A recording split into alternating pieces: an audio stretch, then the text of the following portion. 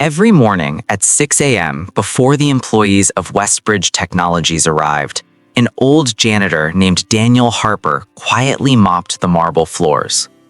He moved slowly, spoke rarely, and wore the same faded blue uniform every day.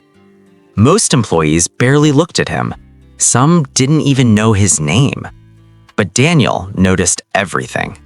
He noticed the tense whispers in the hallways. He noticed the unpaid vendor calls. He noticed the fear in the manager's eyes. The company was dying. Stocks were crashing. Investors were pulling out. Rumors of bankruptcies spread like wildfire.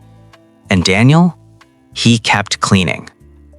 What no one realized was that Daniel wasn't just a janitor. 30 years ago, he had built Westbridge Technologies from a tiny garage startup into a multi-million-dollar corporation. But after a boardroom betrayal led by his closest partner, he quietly stepped away. He gave up his title.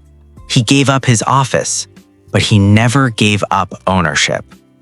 Through a silent trust agreement, Daniel still held 51% of the company's shares. When his former partner passed away, the controlling documents were revealed. The board was stunned. The janitor was the majority owner. An emergency meeting was called. Executives sat nervously as Daniel walked into the boardroom, not in his janitor uniform, but in a sharp black suit. No one dared speak. The same employees who ignored him yesterday now stood up respectfully. Daniel looked around the room calmly. "You forgot why this company was built," he said quietly. "It was never about quick profit. It was about people." Silence filled the room. Instead of firing everyone, Daniel did something unexpected. He invested his personal fortune back into research and employee development. He cut executive bonuses. He saved entry-level jobs. He reopened innovation labs that had been shut down. He personally walked through departments, asking engineers what they needed. Within months, a new product launched. It wasn't flashy, it was revolutionary. Investors returned. Stock prices climbed. The company breathed again.